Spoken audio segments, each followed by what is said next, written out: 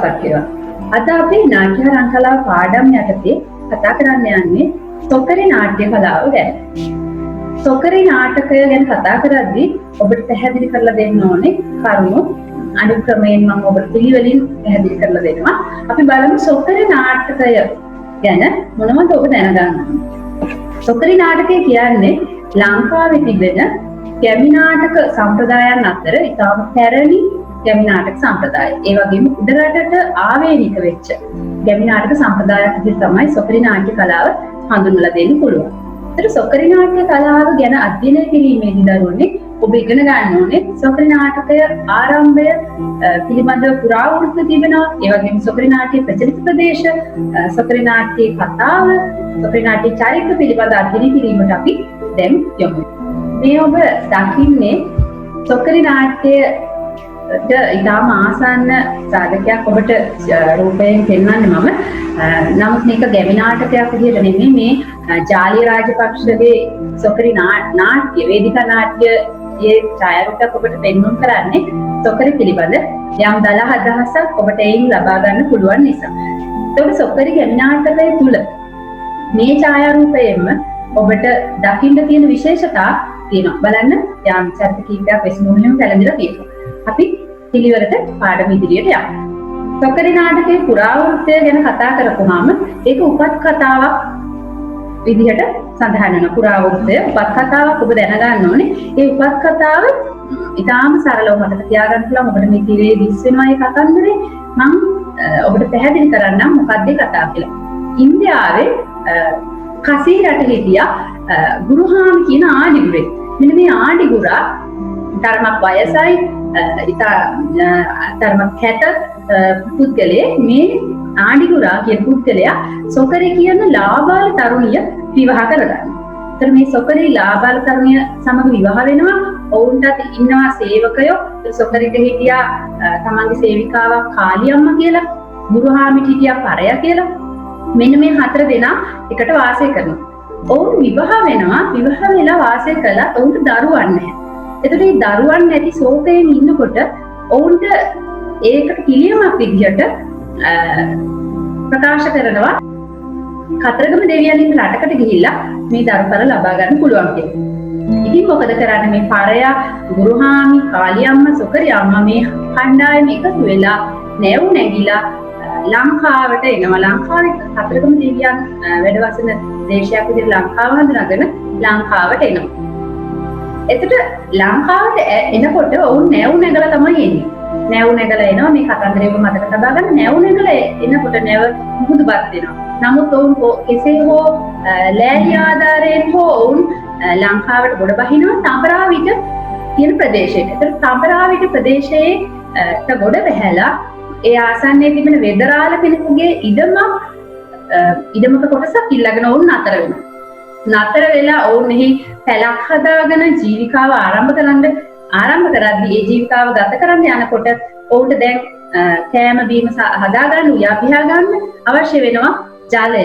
මේ ජලය ලබා ගැනීමට පැන් හොයාගෙන එන්න ආඩිගුරාට කියනවා සොකරි අම්මා. ඒකට ආඩිගුරා මොකද කරන්නේ? වෙදරාලගේ ගෙදර ලිඳට ගිහිල්ලා පැන් අරන් එන්න යනවා. මේ යන ගමනේදී වෙදරාලගේ බල්ලා ආඩිගුරාගේ කකුල සපා ගන්නවා.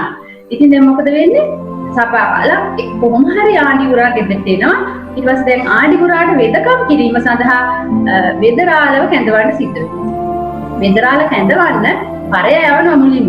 නමුත් පරය යවුවට වෙදරාල එන්නේ නැහැ. දැන් මොකද කරන්නේ? සොකරි අම්මම ගිහිල්ලා වෙදරාලව කැඳවගෙන ඇවිල්ලා ගුරුහාමිට බෙහෙත් හේත් කරන්න පටන් ගන්නවා. දැන් එළි වෙනකම් තොවිල් නටමින් බෙහෙත් හේත් කරනවා. බෙහෙත් හේත් කරලා ආඩිගුරාට නිින්ද ගියාම මොකද කරන්නේ? වෙදරාල සහ සොකරි අම්මා දෙදෙනා පැනලා යනවා. එතකොට මෙන්න මේ උදේ දැන් ගුරුහාමි අවදිලා බලනකොට සොකරි අම්මව නැහැ. දැන් සොකරි අම්මා නැති ශෝකේනොත් ආඩිගුරා පසු වෙනවා. දැන් ආඩිගුරා මොකද කරන්නේ? ඊට පස්සේ බාරයක් වෙනවා කතරගම දෙවියන්ට සොකරි අම්මව කොහොම හරි හොයලා දෙන්න කියලා. සොකරි අම්මා හොයලා දෙන්න කියලා බාර වුණාට පස්සේ ටික දවසකින් සොකරි අම්මව කොහොම හරි නැවත නිවසට පැමිණෙනවා. එතකොට වෙදරාලගේ නිවසේ ඉඳලා සොකරි අම්මා හොයාගෙන නැවත බාර ගන්නවා. ඒ බාර ගන්න වෙලාව වෙනකොට සොකරි අම්මට දරු ගැබක් පිහිටලා තියෙනවා. අවසානයේ ඔවුන්ගේ අරමුණ ඉෂ්ට වෙනවා. මෙන්න මේ කතාව තමයි සොකරි නාටකයට පාදක වෙලා තියෙන්නේ. එතකොට දරුවනේ මේ කතාව එක් සම්ප්‍රදායන් අනුව එක් ප්‍රදේශ අනුව එක් පුද්ගලයන් අනුව නාට්‍ය පටන් ගන්න තැන සහ අවසන් වෙන තැන වෙනස් වෙන්න පුළුවන්. ඒ කියන්නේ නාට්‍ය සමහර අය නැවේ ගමනේ පටන් ගන්න පුළුවන්. සමහර අය ඉන්දියාවෙන්ම පටන් ගන්න පුළුවන්. ඔය ආකාරයෙන් වෙනස් විදිහට රඟ දක්වන අවස්ථා ඔබ සමහර ලාවට දැකලා ඇති. මෙන්න මේ සොකරි කතා පුවත් පුරා වෘත්තයට අදාළ මේ කතා පුවත් තමයි සොකරි නාටකය තුල රඟ දක්වලා පෙන්නන්නේ. දැන් ඔබට මම විස්තරාත්මකව සඳහන් කරපු එක සටහනක් විදිහට මේ තිරේ තිබෙන එක සටහන් කරගන්න පුළුවන්. අපි ඊළඟට බලමු සොකරි නාටකයේ හිටපු චරිත මොනවද? දැන් මේ තිරේ දිස් වෙනවා සොකරි අම්මා ප්‍රධාන චරිත, ගුරුහාමි, ඒ වගේම කාලි අම්මා, සොකරි අම්මාගේ සේවිකාව, පරයා කියන්නේ ගුරුහාමිගේ සේවකයා විදිහට ඉන්නවා. ඒතර ඔවුන් 4 දෙනා තමයි ඉන්දියාවේ ඉඳලා ඔවුන්ගේ අවශ්‍යතාවය සඳහා නැවුනගලා එන්නේ. එතකොට ඒ නැවුනගලා ආවහම ඔන්න වෙදරාල සම්බන්ධ වෙනවා. ඊළඟට සොත්තාන කියලා වෙදරාලගේ අතවැසියෙක් ඉන්නවා. ඒ වගේම හෙට්ටියා, වඩුරාල, කපුරාල, කම්මල්කප් කියන චරිත සම්බන්ධ වෙනවා. එතකොට හෙට්ටියා එහෙම සම්බන්ධ වෙන්නේ සොකරි අම්මාව විවාහ කරගන්න කලින් සොකරි අම්මට ආභරණ සකසන්න අවශ්‍ය අවස්ථාවේදී. වඩුරාල අවශ්‍ය වෙන්නේ ඔවුන්ට ඉන්දියාවේ ඉඳලා ලංකාවට එන්න නැවක් හදාගන්න. ඒ නැවට ලී දඬු අවශ්‍ය වෙනවා. ඒ ලී වලින් අවශ්‍ය කටයුතු කරගන්න නැව සාදාගන්න තමයි වඩුරාල අවශ්‍ය වෙන්නේ. ඒ වගේ මෙන්න මේ චරිත විවිධ ආකාරයෙන් සම්බන්ධ. කම්මල්කරු අවශ්‍ය වෙන්නේ වඩුරාලට අවශ්‍ය ආයුධ සකස් කරලා දෙන්න. ඒතර ඒ ආයුධ වලින් තමයි ඔවුන් ගස් කපලා නැව සකස් කරගන්නේ. තව චරිතයක් ඉන්නවා නාචිරේ කියලා. ඒ නාචිරේ කියන්නේ කම්මල්කරුගේ බිරිඳ විදිහට සඳහන් වෙනවා. මෙන්න මේ චරිත එක් ප්‍රදේශ අනුව තව චරිත අලුත් වෙවි වැඩි වෙවි එන අවස්ථාව තිබෙනවා. එතකොට ප්‍රධාන වශයෙන් මේ චරිත ඇතුළත් කරගෙන රඟ දක්වන මේ නාට්‍ය තුල මොකක්ද මූලික අරමුණ? ප්‍රධාන පරමාර්ථය කියලා අපි ඒක කියනවා. ඒතර සොකරියේ පරමාර්ථය තමයි ප්‍රධානම පරමාර්ථය විනෝදාස්වාදය. විනෝදාස්වාදය දරුවෝ. ඒ කියන්නේ ගැමියන් තමන්ගේ අස්වැන්න නෙලලා කුඹුරු වැඩ කරලා අස්වැන්න නෙලලා ගොයන් කපලා අස්වැන්න නෙලාගත්තට පස්සේ ඔවුන් විවේකීව ඉන්න කාලය තුල තමයි මේ සොකරි නාටකය රඟ දක්වන්නේ. ඒකල ඔවුන් විනෝද උනේ මේවා නරඹලා. රාත්‍රී කාලය විනෝදයෙන් ගෙවුවේ මේ වගේ නාට්‍ය නරඹලා. ඒ වගේම මේකේ අනික් අරමුණු අපි බලමු. ශාස්ත්‍රීයත්වය, සෞභාග්‍ය. ඒ කියන්නේ මම කව ගොයන් කපලා පාගලා වී අස්වැන්න ගත්තා. මේ වී අස්වැන්න ශාස්ත්‍රීයත්වය අපිට දුන්නේ දෙවියෝ කියලා හිතලා, සෞභාග්‍ය අපිට දුන්නේ දෙවියෝ කියලා හිතලා දෙවියන්ට මේ අග්‍ර ශාස්ත්‍රීය කොටසෙන් කිරිබත් ඉසලා පූජා කරනවා. එතන මෙන්න මේ පූජා කර්මය නිසා ශාස්ත්‍රීයත්වයේ සෞභාග්‍ය කියන අරමුණ අපිට ඉටු වෙනවා. ඒ වගේම දරුඵල අපේක්ෂාව. දැන් සොකරි පුරාවෘත්තය තුළ තිබුණා සොකරිය අම්මගේ අවශ්‍යතාවය මොකද්ද? දරුඵලයක් ලබා ගැනීම, දරුවෙක් ලබා ගැනීම. එතකොට මේ පුරාවෘත්තයට අනුව මේක දරුඵල ලබා දෙන අපේක්ෂාව ඉටු කරලා දෙන නාටකයක් විදිහට අපිට හඳුන්වන්න පුළුවන්. ඇත්තටම මේක පූජාර්ථය අන්තර්ගත වෙනවා. මම ඔබට කලින් කිව්වා ශාස්ත්‍රීයත්වයේ සෞභාග්‍ය කියන කරුණ. එතන පූජාර්ථය අන්තර්ගත වෙනවා කියන්නේ මේ පාර අස්වැන්න හොඳට අපිට දෙවියෝ ලබා දුන්නා. මේ අස්වැන්න ලබා දුන්නට ඔබ වහන්සේට ස්තුතියි. ඔබට ස්තුතියි. ඊළඟ අවුරුද්දේත් අපිට හොඳ අස්වැන්න ලබා දෙන්න කියලා තමයි මේගොල්ලෝ නැවත නැවත මේ සොකරි නාටකේ රඟ දක්වන්නට වෙදිලා තියෙන්නේ. සොකරි නාටකයේ තුල පූජාර්ථ ලක්ෂණ අන්තර්ගත වෙන අවස්ථා තමයි දරුවනේ ඔබට එකින් එක හවටා ගන්න පුළුවන්.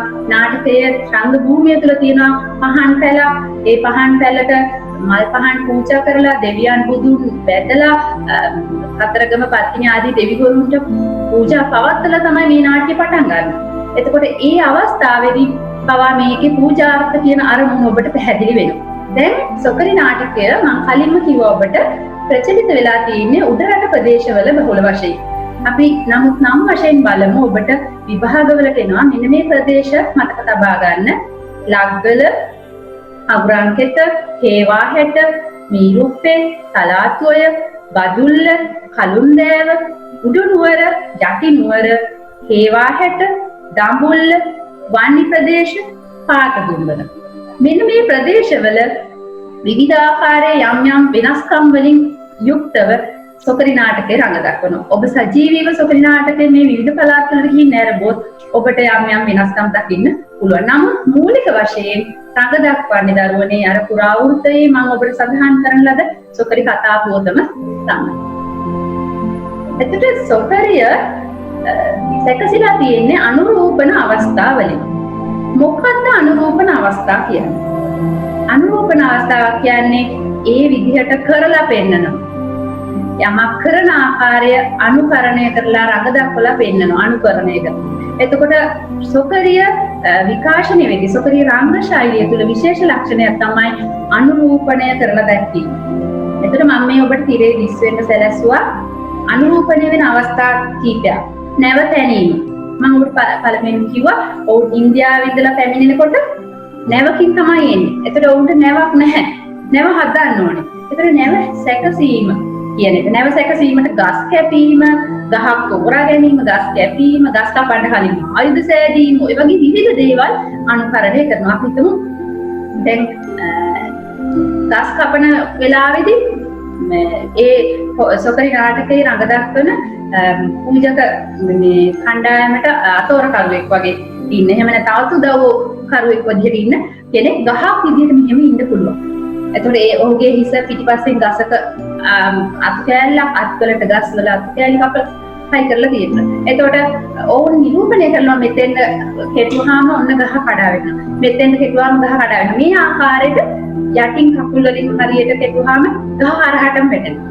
මේ විදිහට ගස් කෙටීම නිරූපණය කරනවා. ඒ වගේම මේ ගහ තුල මේ කතාව දිග්ගස ගන්න ක්‍රම සකස ගන්නවා. නාට්‍ය රඟ දක්වන්නේ දරුවනේ එළි වෙනකම්. ඒකට එළි වෙනකම් රඟ දක්වද්දී ගහ කෙටීම නිරූපණය කරලා ගහ දැන් උන්න හරහ වැටෙනවා. ගහ ඇතුලේ බෙනයක් තියෙනවා. මේ බෙනෙන් නායක ඉන්නවා. ඔය වගේ දිග්ගස ගන්න අවස්ථා කියන. එතකොට ගස් කෙටීම ඊට පස්සේ ඒකේ නායක ඉන්න පිම්බින සද්ද ඇහෙනවා කියන මේ වගේ පරයක් ඒ වගේම වඩුරාල සොත්තාන ආදී විකට චරිත එකතු වෙලා මේ අවස්ථාව නිරූපණය කරනවා. ඔබට ඉතා පැහැදිලි කරන්න තරම් දීර්ඝව කතා කරන්න අපහසුයි. මොකද පාඩම දීර්ඝ වෙන නිසා අපි බලමු මොනවද තව තියෙන්නේ කඩවත්තරණය. එතකොට ඔවුන් ලංකාවට ගොඩ බහින අවස්ථාවේදී කඩවත්තරණයක් සිද්ධ වෙනවා. ඒ අවස්ථාවත් අනුකරණය කරලා අනුරූපණය කරලා පෙන්නනවා. ඊළඟට ඔවුන් තඹරාවිට ගොඩ බැහැලා නිවස සදා ගන්නවා. ඒ නිවස සදා ගන්න ඒ නිවස සෑදීම, ගොම ගෑම ආදී ක්‍රියාවන් ඉටු කරලා පෙන්නනවා. එතකොට වී පෙලීම ඊළඟට වී කෙටීම, කිරිබත් පිසීම, බලන්න ගොම ගෑම, පන් නෙලීම, පැදුරු විවීම වගේම සොකරිය ඇඳ පැළඳ සැරසෙන ආකාරය පවා අනුරූපණය කරලා පෙන්නනවා. දැන් දරුවනේ මේ අවස්ථාවේදී මම කිව්වා ඔබට ශාස්ත්‍රීයත්වයේ දනවන අවස්ථා තියෙනවා. එතකොට ශාස්ත්‍රීයත්වයේ පෙන්වන අවස්ථාවක් තමයි ඔය වී කෙටීම. ඒ වගේ සංකේතානුසාරීව සංකේතවත් කරන්න පුළුවන් ශාස්ත්‍රීයත්වය. ඊළඟට ගොම ගෑම කියන එකත් අපි අලුත් අවුරුද්දදී පවා නිවෙස්වල ගොම මැටි ගාලා පිරිසුදු කරගන්නවා. ඒ කියන්නේ අපිට සෞභාග්‍ය ආශිර්වාදය ලබා ගන්න අපි සැරසෙන ආකාරය. මේ ආකාරයේ මේ අනුරූපන අවස්ථා තුලින් ඔබට වෙන් කරලා ගන්න පුළුවන් මොනවද මේ වගේ තියෙන ශාස්ත්‍රීයත්ව ලක්ෂණ, මොනවද මේ වගේ තියෙන පූජාර්ථ ලක්ෂණ, මොනවද මේ වගේ තියෙන අනුකරණාත්මක ලක්ෂණ. නාට්‍යමය අංකුර තමයි මෙන්න මේ තුල තියෙන අනුරූපණය කරලා තියෙන. නාට්‍යමය අංකුර කියන්නේ මේක සාම්ප්‍රදායික ගැමි නාටකයක්. මේකේ නාට්‍යයක තියෙන අනුකරණය කරලා පෙන්වන අවස්ථා. ඒකට සැබවින්ම නැවක් හදලා නැවක රංග භාණ්ඩයක් ගේන්නේ නැහැ. නැවක් හදන බව අංග චලන වලින් කරලා පෙන්නනවා. එතකොට අනුරූපණ වලින් කිරීම නිසා මේක ගොඩක් වෙලාවට නාට්‍ය ධර්මී ලක්ෂණ තමයි දෙන්නේ. නාට්‍ය ධර්මී ලක්ෂණ වලදී මම ඔබට කලින් පැහැදිලි කරලා තියෙනවා. නාට්‍ය ධර්මී ලක්ෂණ වලදී වැඩි රංග භාණ්ඩ එහෙම පාවිච්චි කරන්නේ. ඒ වගේම ඔවුන්ට විශේෂ ගමන් කාල දෙනවා. ඔවුන් විශේෂ කවි ගායනා පාවිච්චි කරනවා. එතකොට මෙන්න මේ වගේ අනුරූපණ අවස්ථාවලදී නාට්‍ය ධර්මී ලක්ෂණ වැඩි වශයෙන් දක්නට තියෙනවා. ඊළඟට අපි බලමු සොකරියේ මේ පෙන්වන්නේ ඔබට වී පෙලීම තියෙන අවස්ථාවක්. එතකොට සොකරි අම්මා වී පොළන ආකාරය තමයි ඔබට මේ අනුරූපන අවස්ථාවක් වෙන්නේ.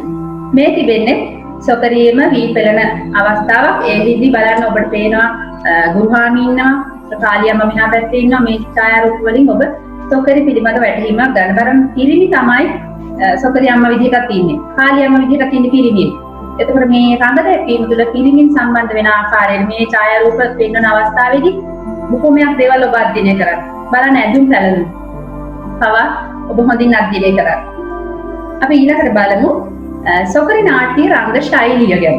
සොකරි නාට්‍ය රංග ශෛලිය මම මුලින් ඉඳලා යම් කරුණු රංග ශෛලියට අදාළව කියවුණා දරුවනේ. මුලින්ම තියෙනවා සඳහන් වෙනවා දෙවියන් බුදුන් නැමද රංගය ආරම්භ කිරීම. ඒ වගේම කමත රංග භූමිය කර ගැනීම. ඔන්න ඉන්නවා ගුරුනාථ කෙනෙක්. ගුරුනාථ විසින් අනෙක් චරිත හඳුන්වා දෙමින් රංග භූමියට පැමිණවීම හා චරිත හඳුන්වා දීම සිද්ධ වෙනවා. එතකොට ගුරුනාථ කියන්නේ ඒ කණ්ඩායමේ ඉන්න ප්‍රධානියා වගේ මේ ගුරුනාථේ චරිත හඳුන්වලා දෙනවා කවියක් කියලා. සොකරි අම්මට හඳුන්වා දීමේ කවිය කිව්වහම සොකරි අම්මයි. ගුරුහාමි හඳුන්වා දීමේ කවිය කිව්වහම ගුරුහාමි නෝ. මේ ආකාරයේ චරිත හඳුන්වා දෙන්න, ඒ වගේම රංගපාලන පෙන්වන්න නැති කොටස් කවි වලින් පෙත් කරලා කියන වගේ දේවල් ගුරුනාථේ සම්බන්ධ වෙනවා. එතකොට මේකේ තියෙන රංග ශෛලී විශේෂ ලක්ෂණයක් මම පළවෙනිම ඡායාරූපේ පෙන්නත් ඔබට කිව්වා. චරිත කීපයක් පමණක් සරල වෙස්මුණු භාවිතා කරනවා. සරල වෙස්මුණු කොළපත් වලින් වගේ හදාගත්ත ඉතාම සරල වෙස්මුණු පාවිච්චි කරනවා මේ සොකරි නාටකය තුළ. සොකරි නාටකයේ ප්‍රාථමික ගති ලක්ෂණ තමයි මේ පෙන්නන්නේ. සරල වෙස්මුණු භාවිතය. ඒ වගේම මම ඔබට කලින් පැහැදිලි කළා නාට්‍යධර්මී රංග ශෛලිය. ඔන්න සොකරි අම්මා එනවා එක ගමන් තාලකින්.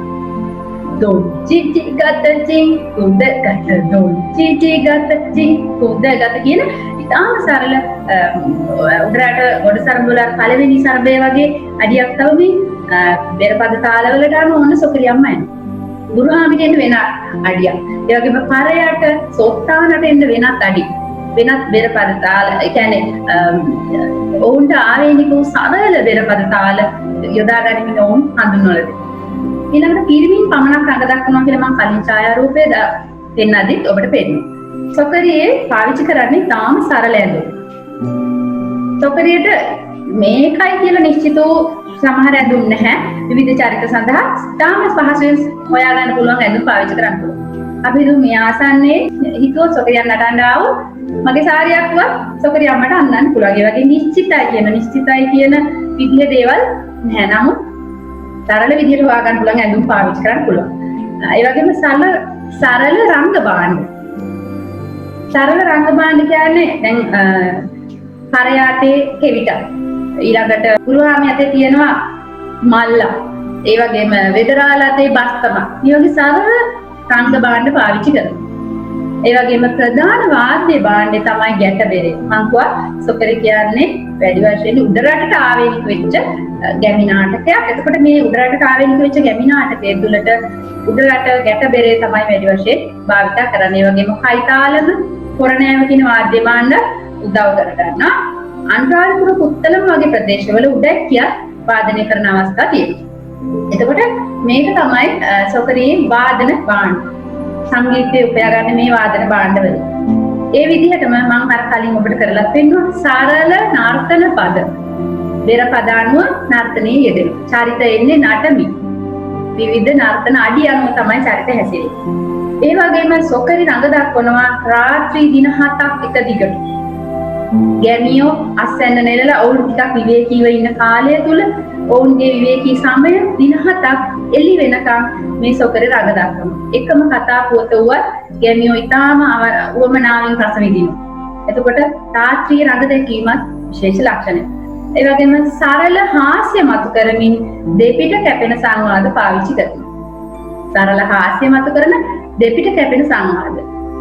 අපි ගැමියන් හිණාවට ලක් කරන්න පුළුවන් දේවල්, පරස වචන වගේ දේවල් පවා මේ සොකරිය තුල පාවිච්චි කරනවා. ඒ වගේම මේ ඔබ දකින්නේ සොකරි රංග භූමිය කමත.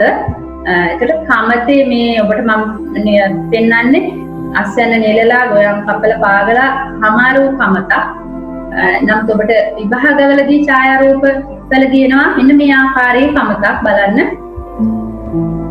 එතකොට ඔබ උත්තරවලට මේක කමත සොකරි සඳහා භාවිත කරන රංග භූමිය විදිහට හඳුනා ගන්න. එතකොට මේ කමතේ තියෙන විශේෂත්වය තමයි ප්‍රේක්ෂකයෝ කමත වටේටම රැස් වෙනවා. ප්‍රේක්ෂකයෝ කමත වටේටම රැස් වෙනවා. එතකොට මේ කමත ආසන්නයේ තියෙන අපිටම හරි මඩුවක් හරි නැත්නම් ඉවසක් හරි ආසන්නයේ තිබුණොත් ඕම් නළුවන් නැඳ පැලඳ ගන්නවා ඒ තුල වෙලා ඊළඟට කමත මධ්‍යයේ පැදුරක් තිබලා ඒ පැදුර මත වම් ගෙඩියක් මුණින් නමලා ඒ වම් ගෙඩිය මත පහනක් තබලා එහෙම නැත්නම් ලන්තෑරුමක් තබලා රංග භූමිය තවත් සකස් කරනවා.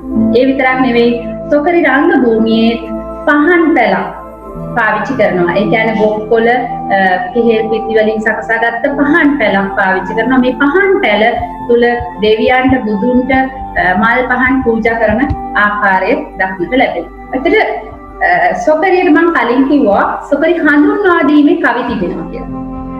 සොකරි අම්මා හඳුන්වා දීමේ කවි ඔබට තිරේ දිස් වෙනවා. මේවා සටහන් කරගන්න විභාගවලදී එනවා. මේ කවි යොදමින් උදාහරණ සහිතව ඔබ ප්‍රශ්නවලට පිළිතුරු සැපයුවොත් ඔබගේ පිළිතුර වඩා පරිපූර්ණ පිළිතුරක් විදිහට පාර ගන්නවා. එහෙනම් මම මේවා නැවත කියන්න යන්නේ නැහැ. ඔබට තිරේ දිස් වෙනවා සටහන් කරගන්න පුළුවන්. සොකරි හඳුන්වා දීමේ කවි තමයි බලන්න. සොකරියෙන්නි සබේන් අවසර ගන්න ඕන. සබේන් අවසර ගැනලා නැටුම් නටලා පාද තබලා ඊළඟට පියරුලම සොල්ලලා හැඩපතින් මුණ බලලා ලස්සන වෙලා මේ සොකරි අම්මා එනවා කියලා ගුරුන් වහන්සේ හඳුන්වා දෙන කවි තමයි මේ ඔබට තියෙන්නේ. ඊළඟට අපි බලමු අනිත් චරිත හඳුන්වා දීමේ කවි තියෙනවා. ඒවා ඉදිරියට බලමු. මේ ඔබට පෙන්වන්නේ සොකරි අම්මගේ ඇඳුම් පැළඳුම්. එතකොට සොකරි අම්මා දැන් ඡායාරූපයේ දිස්සෙන්නේ ඔබට සොකරි වේදිකා නාට්‍යයේ සොකරි අම්මා වුණා. මේක වටහා ගන්න පැහැදිලි වෙයි මේ ඇඳුම. ඇඳුම උඩරට ඔසරියක්. ඒ වගේම සොකරි අම්මා නිතර අතේ ලේසොක් තියාගන්නවා. සොකරි අම්මා ලේසොක් පාවිච්චි කරනවා. ඒ වගේම කොණ්ඩේ ගෙඩිය බැඳලා කූරු ගහලා මාළවලලු පැලඳලා බලන්න මේ ඡායාරූපය ඔබට පැහැදිලිව දිස්සෙනවා. ඒවා මාළවලලු පැලඳලා ඊට හවඩියක් බැඳලා ඊළඟට මූණ ලස්සනට පවුඩර් ගාලා මේකප් කරලා කම්බුල් හොදට රතු කරලා තියෙනවා. දැන් මේ ඡායාරූපයට වඩා ගම්බද ජනතාව සොකරියක් නටද්දී ඔවුන් අංගරචනය කරගන්න ආකාරය මීට වඩා ඊටාම ප්‍රාථමික ලක්ෂණ කම්බුල් දෙක රතු බෝල දෙකක් වගේ පේන හද වර්ණයේ ටිකක් කම්බුල් දෙක පැහැ ගන්නවා. එතන සොකරි අම්මාගේ ඇඳුම ඔබ මතක තබා ගන්න. දැන් බලමු අපි ගුරුහාමි මේ ඔබ දකින්නේ. ඒතර ගුරුහාමි හඳුන්වා දීමේ කවිත් තියෙනවා. ගුරුහාමි කියන්නේ මම කිව්වා ආඩිගුරෙක් කියලා. ඒතර ඉන්දියාවේ ඉඳලා පැමිණෙනවා. ඔහු ඉන්දියාවේ ඉඳලා පැමිණෙන බව පෙන්වන ආකාරයේ ඇඳුමක් තමයි ඔහු ඔබ මේ දකින්නේ. ඉන්දියානු ස්වරූපය ඔහුගෙන් දිස් වෙනවා. නමුත් මේ ඔබට පෙන්වන්නේ සොකරි නාට්‍යයේ හිටපු ගුරුහාමිගේ රූපයක්. මේ ඔබ දකින්නේ ගුරුහාමිගේ චරිතය. ඒතර බලන්න ගුරුහාමිගේ චරිතය වයසක චරිතයක් තෝරාගෙන තියෙනවා. ඒ වගේම ගුරුහාමි ඇඳලා ඉන්නේ උඩරට වෙස් ඇඳුම් කට්ටලයේ යට කොටස ඇඳලා තියෙනවා. අවුල් හැරයක් පපුවට බැඳලා තියෙනවා. ඒ වගේම හිසට හැබැයි වෙස් ඇඳුම් කට්ටලයේ අර වෙස් තට්ටු අයින් කරලා වෙනම තුඹුලස් හැඩයේ ත්‍රිකෝණාකාර පිරමීඩාකාර හැඩයේ ඔටුන්නක් වැනි යමක් සකසලා තියෙනවා. බලන්න.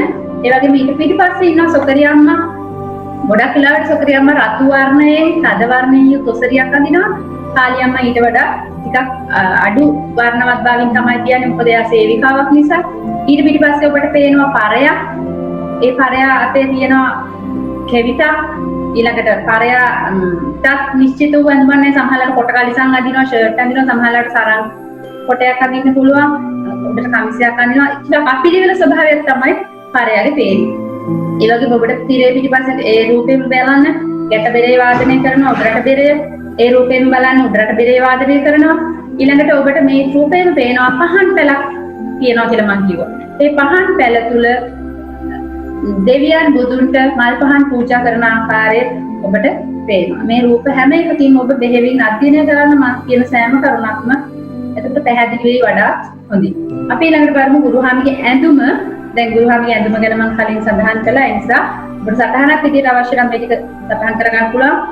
දැන් සමහර අවස්ථාවලදී දිග සුදු පැහැ කලිසමක් ඊට උඩින් හංගලක් අඳිනවා කියලා කොහේ අර උඩරට වෙසෙන වගේ හංගල උඩකයට අවුල් හැරයක් ඉන්නට පච්ච වඩම පායට ගිගිරි අතට බස්තමක් ගන්න. ඒක බුදුහාමි කොයි වගේ කියලා මතක තබා. මේ ඔබ දකින්නේ පරයා. පරයා කියන්නේ ඊටාම විකට චරිතයක්. එතන පරයා කියන විකට චරිතය ඔහුගේ විකට බව පෙන්වන්න ඔහුගේ හැසිරීම නිරූපණය කරනවා. පරයා සරල වෙස්මුණක් පළදිනවා. බලන්න පොළපත්තේ සකස් කරගත්ත සරල වෙස්මුණක් ඒ වගේම පරයාතේ කෙවිතක් කියලා. මේක හැරමිටක් නෙමෙයි. මේ කෙවිත ඔහු විකට ස්වරූපයෙන් පාවිච්චි කරනවා. ඔහුගේ අවශ්‍යතා සඳහා. යම් යම් අවස්ථාවලදී මේ පරයා සොකරියා මට කුළුමුකුළු කරමින් ඔහුගේ දඟකාර ස්වභාවය ඔහුගේ හාස්‍ය උපදවන ආකාරයට ඔහු හැසිරෙනවා. බලන්න කොක් හඬලන්නේ සොකරිය දෙසයි බලන්නේ. අයියේ hina වෙමින් සොකරිට ඉඟිදිඟි පානවා. ගුරුහාමිත් වයසයි. ඉතින් ඔන්න ඔය වගේ සම්බන්ධතාව පෙන්වන નાට්‍යයක් තමයි සොකරි කියන්නේ. ඒ වගේම මේ ඔබට පැහැදිලි කරන්න ඕනේ පරයාගේ ඇඳුම ගැන. මම කො මේක ඉතාම සරල ගැමි නාටකයක්. ඒකට මේ ගැමි නාටකයේ අවශ්‍ය පරිදි ඇඳුම් වෙනස් කරගන්න පුළුවන්. වෙස් මුහුණක් පළදිනවා. ඒකත් සරල වෙස් මුහුණක්. කොට කලිසමක් අඳිනවා. දැන් මේ ඔබ ඡායාරූපේ දකින්න සරමක් ඇඳන් ඉන්න එකක්. ඒ වගේම උඩුකයට කමිසයක් අතට කෙවිතක් ගන්නවා. මේ ඉන්නේ වේදා. වේදරාල. ඒතර වේදාට කියන හරි. වේදා නටන්නේ පළමුව සබේට එන වේදා නටනට එනවා. යා ගත යොදා කියන්නේ තාලෙට ගත වෙවුලන්නේ. පුතා ඇනින්නේ සබේ කොක් හඬලන්නේ විදා පාන්නේ අත් දෙක තෑගිලා. ගුරුනාන්සේ හඳුන්වා දෙන කවියක් මේ. වේදරාලගේ ස්වභාවය වටහා ගන්න ප්‍රේක්ෂකයාට පහසු කරනවා මේ කවිය. වේදාගේ ඇඳුම් බලමු අපි වේදරාලගේ. වේදරාල පේනවා ඔබට කෝට් එකක් ඇඳන් ඉන්නවා. එතකොට ඔහු වෙස් මුහුණක් පළදිනවා. පරයා වගේම සොකරි නාටකයේ ඇතම් චරිත වෙස් මුහුණු පළදිනවා. ඒ අතර වෙදරාලක් ඉන්නවා. වෙදරාල වෙස් මුහුණක් පළදිනවා. ඒකත් සරල වෙස් මුහුණක්. කොන්ද කුදු ස්වභාවය පෙන්වීමට ඔන්න දැන් කොන්ද කුදුයි. අපි කුදු මිනිස්සෙන් නෙමෙයි ගන්න. එතකොට අපි හොඳට ඉන්න මිනිස්සයා කුදු කරලා පෙන්නන කොන්දට කොටයක් කියලා පෙන්නනවා. ඒ වගේම උදරය බඩ නෙරලා පෙන්නන බඩටත් කොටයක් කියලා මේ අංග රචනය කරගන්නවා. ඒ වගේම යටි කයට හුවන් ඉන්නේ සරමක්. උඩු කයට සුදු බැනියමක් ඇඳලා කප්ප බැනියම් කියන්නේ අපි සුදු බැනියමක් ඇඳලා ඊට උඩින් කෝට් එකක් දාගන්නවා. මේ චරිතය තුළ ඒ වගේම අතට බස්තමක් ගන්නවා. අතට බස්තමක් ගන්නවා. දැන් මේ ඡායාරූපය සහ මේ කරුණු අනුව ඔබට වෙදරාලගේ වේශභූෂණ මතක තබා ගන්න පුළුවන්. සොකරි නාට්‍ය පිළිබඳ අපි අද කතා කරා විවිධ අනුමාත්‍රිකා යටතේ. දැන් ඔබට මම කියන්නේ සොකරි නාට්‍ය පිළිබඳ සාමාන්‍ය පෙළ දරුවන්ට කියන්නේ 6 සිට 11 දක්වා දරුවන් දැනගත යුතු කරුණු උසස් පෙළ සහ ඉන් ඉහළ දරුවන් දැනගත යුතු කරුණු විවිධයි. අහන ප්‍රශ්න විවිධාකාර වෙන්න පුළුවන්. දැන් අපි තුමු සාමාන්‍ය පෙළ දරුවන්ට අහන්නේ සොකරි නාට්‍ය ප්‍රචලිත ප්‍රදේශ නම් කරන්න. සොකරි නාට්‍ය පුරාවෘත්තය සඳහන් කරන්න. සොකරි නාට්‍යයේ රංග භූමිය පිළිබඳ විස්තරයක් කරන්න. ඔය වගේ සරල වෙන්න පුළුවන්. නමුත් උසස් පෙළ දක්වා යනකොට ඔබෙන් අහන්න පුළුවන් සොකරි නාට්‍ය තුළ තිබෙන ශාස්ත්‍රීයත්ව ලක්ෂණ පහදන්න. ඒ වගේම සොකරි නාට්‍ය තුළ තිබෙන පූජාර්ථ ලක්ෂණ පැහැදිලි කරන්න. සොකරි නාට්‍යයේ රංග ශෛලිය උදාහරණ සහිතව පැහැදිලි කරන්න. මෙන්න මේ ආකාරයෙන් අහන්න පුළුවන්. උසස් පෙළ දරුවන්ට පවා එනවා සොකරි ප්‍රචලිත ප්‍රදේශ පුරාවෘත්ත ඕවා එන අතරේ ඔබගේ බුද්ධිය විමර්ශනශීලී වෙන ප්‍රශ්නත් අහන්න පුළුවන්. ඉතින් දරුවනේ ඒ ප්‍රශ්න ලියා ඔබ සටහන් කිරීමේදී මේ පාඩම ඇසුරෙන් ඔබගේ අවශ්‍ය කරුණු සොයා ගන්න ඔබ දක්ෂ විය යුතුයි. අද දිනේ ඉගෙන ගත්ත සොකරි නාටකය ලංකාවේ තිබෙන ඉතාම පැරණි ගැමි නාටකයක්. ඒතර මේ විදිහේ ප්‍රශ්නකුත් අහන්න පුළුවන්. සොකරි නාටකය ඉතාම පැරණි සහ සරල ගැමි නාටකයක් බව පැහැදිලි කිරීමට ඔබ කරුණු සනාථ කරන්න. ඒ කරුණු මොනවද කියන එක පවා ඔබ වටහා ගන්න. ඔබ විචාරශීලීව ඔබට අවශ්‍ය ප්‍රශ්න ඔබ ප්‍රශ්න පත්‍ර පරිශීලනය කරමින් ඔබගේ ප්‍රශ්න වලට පිළිතුරු සපයන්න ඔබ උත්සාහ ගන්න.